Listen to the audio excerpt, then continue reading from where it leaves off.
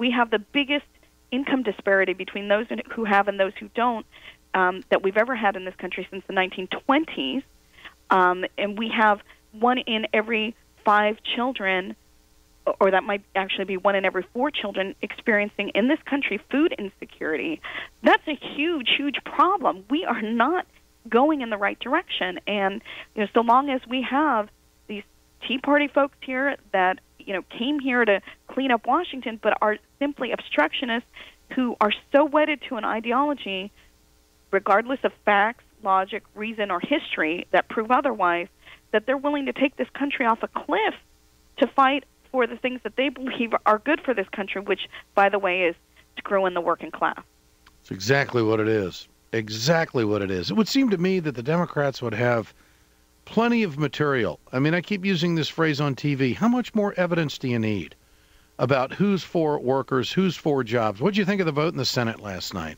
Very disappointed, needless to say. I mean, President is proposing jobs bills. Many of these proposals have been around Congress for quite some time. They're bipartisan. They're ideas that are Republican and independent and Democratic, and you've got these obstructionists who just want to say no to everything. It's more important for them to see the president fail than to see our country succeed.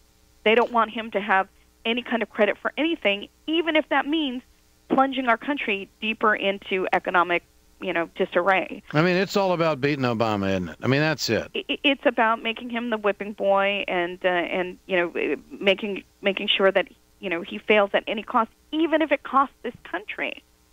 Even if it costs us, our economic standing in the world, even if it costs us, being able to compete globally, they're willing to do anything, including default on our obligations, to make sure that he doesn't make any progress. And these are not patriots.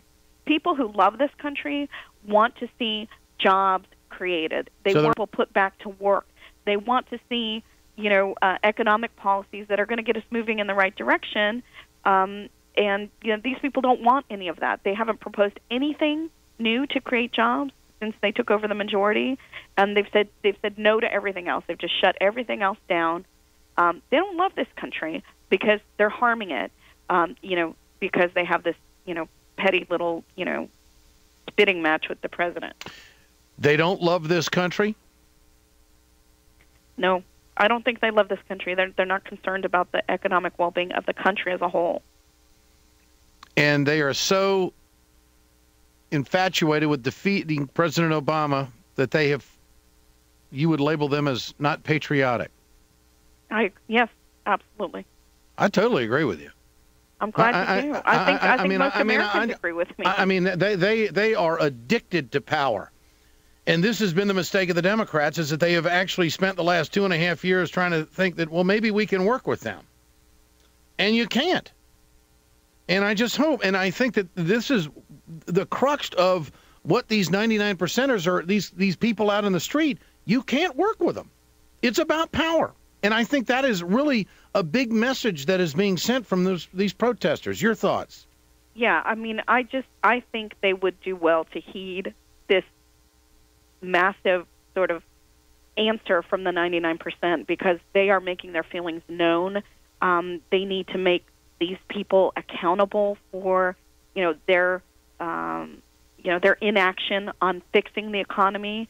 And seeing these sort of popular movements gives me some hope that people are paying attention out there, that they recognize what's going on, but now they need to take it to the next step, which is, making those people accountable who have been complete obstacles to getting our economy back on track and jobs back in this country. Congresswoman, I have to say I do believe in my heart that you speak for millions of Americans when you say that the Republicans aren't patriotic and they don't love the country based on their actions. I totally agree.